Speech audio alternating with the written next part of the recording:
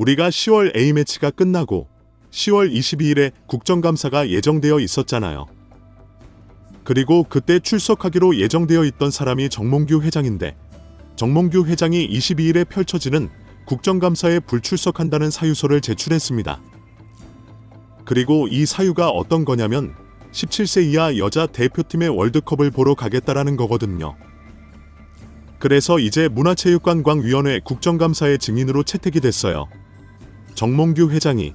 그런데 22일에 펼쳐지는데 정몽규 회장은 해외 출장 때문에 갈 수가 없다.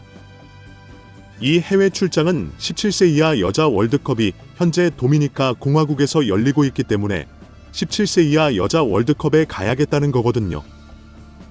그런데 일단 정몽규 회장이 모든 연령별 대표팀의 대회를 가지는 않거든요. 그러니까 남자도 마찬가지고 여자도 마찬가지고 뭐 17세, 20세, 23세 대회가 있잖아요. 월드컵도 있을 거고 아시안컵도 있을 거고 여러 대회가 있는데 사실은 이런 굵직굵직한 대회가 있을 때 모든 대회를 가지는 않았어요. 애초에. 그런데 이번에 갑자기 이 국정감사를 앞두고 17세 이하 여자 월드컵에 가겠. 근데 우리가 의아한 점은 정몽규 회장이 여자 축구에 신경을 많이 안 쓰고 있다는 거죠. 회장에 져서 축구의 시대에는 내가 여자 축구를 위해서 한 일들, 여자 축구를 이렇게 키워야 된다고 막 적혀 있어요. 그런데 남자 축구 대표팀의 감독도 6개월 동안 없었지만 여자 대표팀의 감독도 계속 없었어요. 6월 달에 그 콜린 벨 감독이 이제 여자 축구 대표팀 감독을 그만뒀는데 물론 지난주에 이미 발표가 됐지만 신상우 신임 여자 축구 대표팀 감독이 원래 김천 상무의 코치였던 17일 취임 기자회견에서 이제 발표를 하고 있다. 뭐 이런 건데 6월 달에 콜린 벨 감독이 우리 대표팀을 그만뒀는데 10월 달까지 사실은 감독이 없었어요. 그런데 이제 이게 어떤 문제가 있냐면 여자 축구를 이렇게 외면했던 게 굉장히 기간이 깁니다. 예를 들면 콜린 벨 감독이 그만둔 상태였어요. 그래서 감독이 없었어요. 그런데 7월에 여자 축구는 A매치 기간이었습니다. 그런데 그 매치 기간에 한국축구협회가 감독이 없으니까 A매치를 안 잡았어요. 예를 들면 남자 축구라고 생각하면 있을 수 없는 일이죠. 그러니까 예를 들어서 우리가 클린스만 감독이 그만뒀고 우리가 월드컵 예선 말고 그냥 매치 기간이었어요. 월드컵 예선이 없는. 그런데 그 기간에 감독이 없으니까 그냥 경기를 하지 말자. 이렇게 된 거예요. 그리고 심지어는 작년에는 콜린 벨 감독이 있었잖아요. 그런데 콜린 벨 감독이 있을 때도 A매치를 안 잡은 적이 있습니다. 그래서 그게 11월 달이었는데 A매치를 안 잡으니까 심지어 지소연 선수가 실제로 언급까지 했어요. 국가대표팀 감독이 3달째 공석이다. 요렇게 이제 기사가 나왔던 거였거든요. 8월 말에 나왔던 기사였어요. 여자 축구 대표팀은 지난 6월 30일 콜린 벨 감독이 사임한 이후로 3개월째 공석이다. 이게 뭐 8월 말이니까요. 그런데 감독이 없기 때문에 7월로 예정되었던 A매치 기간에 A매치를 치르지 못했다. 그리고 심지어 여자 축구 대표팀은 작년 11월에 마땅한 상대를 찾지 못해서 평가전을 치르지 못했습니다. 이때는 심지어 콜린 벨 감독이 있었는데도 불구하고 감독이 있는데 매치를 안 잡은 거예요. 그래서 콜린 벨 감독이 그냥 선수들만 불러서 훈련만 했습니다. 모여서. 그 정도로 여자 축구에 신경을 안 썼어요. 그래서 지소연 선수가 한마디를 했죠.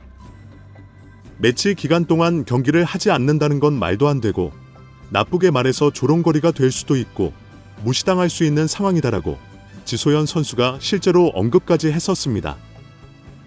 그러니까 이게 여자 축구에 대해서 애초에 축구협회가 신경을 그렇게 쓰지도 않고 있었어요.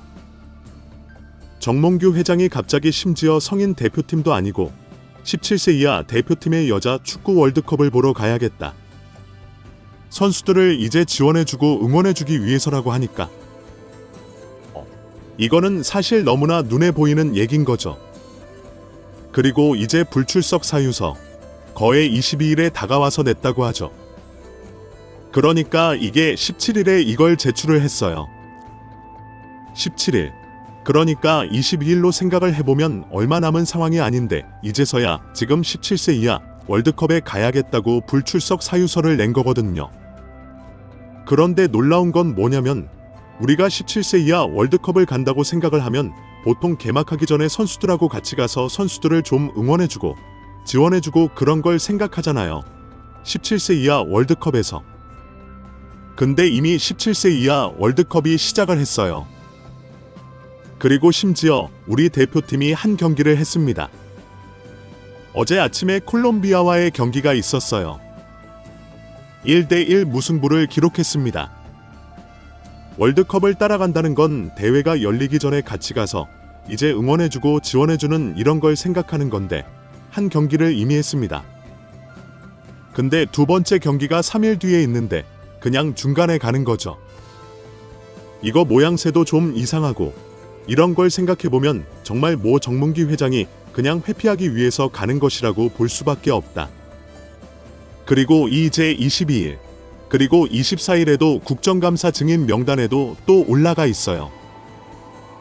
22일에는 문화체육관광위원회의 국정감사 증인, 그리고 이제 24일에도 문체위 종합감사 증인으로 예정이 되어 있는데 24일에 예정되어 있는 날에도 도미니카 공화국으로 갔으니까 가까운 거리도 아니잖아요. 사실 그렇기 때문에 만약에 우리 17세 이하 대표팀이 마침 또 23일에 마지막 조별리그 경기예요. 조별리그가 끝나면 8강전부터 시작인데 8강에 만약에 진출한다고 하면 24일도 안 나오는 이런 방향으로 가지 않을까라는 생각이 들고 요번 국정감사 때는 그 지난번에 현안질이 그런 거 할 때는 홍명보 감독도 오고 이임생 위원장도 오고 정혜성 위원장도 오고 막 그랬었잖아. 홍명보 감독의 선임 과정에 대해서도 이야기를 했기 때문에 그때는 이제 왔었는데 이번 국정감사 때는 홍명보 감독에 대한 그런 선임 절차도 있겠지만 다른 것들에 대해서도 지금 이야기를 할 예정이라고 하죠. 예를 들면 우리 축구협회가 보조금 문제가 지금 나오고 있잖아요. 축구협회가 나라에서 받는 보조금에 대한 부정수급의 의심을 받고 있다. 자세하게 읽어보면요. 이런 겁니다. 국회기획재정위원회 소속 천안함 의원실에 따르면 기획재정부의 국고 보조금 부정수급 모니터링 결과 2019년부터 5년 동안 대한축구협회의 보조금 부정수급 의심의 정황이 103건 포착됐다. 정말 많은 의심 정황이 있는 거죠. 그런데 여기서 문체부와 대한체육회의 점검 결과 실제 적발은 6건밖에 되지 않았습니다. 나도 슛돌이 다시 보게 됐는데 대한체육회는 이것을 부정수급이 아니라고 결론을 냈습니다. 여기서 이제 문제는 정문기 회장의 친인척이 최대 주주로 있는 그 업체와의 거래였다. 거죠. 그래서 친인척 업체와의 5년에 걸친 이 40억 원어치의 계약을 했는데 대한체육회가 이상이 없다고 처리를 했다. 모든 계약들이 투명한 전자 입찰이 아니라 직접 입찰 방식으로 처리가 됐다. 정몽규 회장이 기본적으로는 홍명보 감독에 대한 선임 절차 이런 것도 있지만 국정감사 때는 사실 저런 얘기들을 하려고 부른 거였죠. 정몽규 회장의 축구협회 내에서의 보조금 부정수급 의혹이라던가 축구협회의 여러 가지 문제점들이 있기 때문에 그런 문제점들에 대해서 이야기하는 자리였는데 17세 이하 월드컵을 보러 간다는 거고 지금 모 국정감사를 이번에 안 나온다는 건데 벌금을 내야 된다고 하더라고요. 근데 그 벌금이 정몽규 회장에게 엄청나게 큰 돈이거나 그런 건 아니다 보니까 여자 축구 17세 이하 월드컵을 보러 가는 건 회피하는 것에 가깝다는 게 지금 정론이라 할 수 있겠습니다. 지소연 선수가 계속 여자 축구에 대해서 답답한 얘기를 중간중간 하고 있어요. 11월 달에는 A매치를 못 잡았을 때 아까 보여드렸던 것처럼 조롱거리가 될 수 있다. A매치 동안 경기를 안 하는 게 말이 되냐? 우리 무시당한다. 해외에서 이런 얘기를 했고 4월 달에도 더 이상 상대를 못 찾거나 해서 안 된다고. 아무것도 없다고. 그냥 손 놓고 있으면 안 된다고. 매치 기간에 좋은 상대를 좀 찾아서 경기할 기회를 좀 찾아야 된다고 계속 목소리를 내고 있는데 정작 17세 이하 여자 축구 월드컵을 그 정도로 신경 쓸 정신이 있으면 성인 여자 축구 대표팀도 좀 신경을 쓰고 있거나 그래야 되는데, 사실 이번 매치 2연전도 마찬가지였지만 너무나 정몽규 회장과 축구협회가 기다리고 있는 건 시간이지 않나 싶거든요. 당연히 10월 매치 때도 요르단과 이라크, 분명 까다로운 상대지만 사실은 우리와 요르단, 그리고 이라크의 스쿼드 차이는 많이 나는 상태고요. 그러니까 우리가 이제 만나는 팀들이 다음에 만나는 팀들은 더 약한 팀들밖에 남지 않았어요. 쿠웨이트 원정, 팔레스타인 원정. 물론 원정이지만 그래도 우리와의 스쿼드 차이는 많이 나는 팀들이기 때문에 이길 가능성이 당연히 높죠. 그러면 또 이기게 되면 홍명보 감독 잘하는 거 아니냐, 그리고 비판하면 안 되는 거 아니냐, 이러면서 또 휩쓸리듯 분위기 좋아지고 이런 거잖아요. 사실 이게 근데 우리가 오래됐어요. 늘상 우리가 어쨌든 아시아 팀들을 위주로 만나다 보니까 우리보다 약한 팀들을 위주로 만나잖아요. 네이션스 리그가 만들어지면서부터는 우리가 유럽 팀들과의 만남을 가지기가 더 어려워져서 당연히 약한 팀을 만나는 일정이 더 많아요. 그러다 보니까 보통 이게 스포츠의 특성이긴 하지만 경기마다 큰 격차가 생기죠. 이기면 아주 칭찬을 많이 받고 지면 욕을 먹고, 이게 어쨌든 스포츠의 특성인 거잖아요.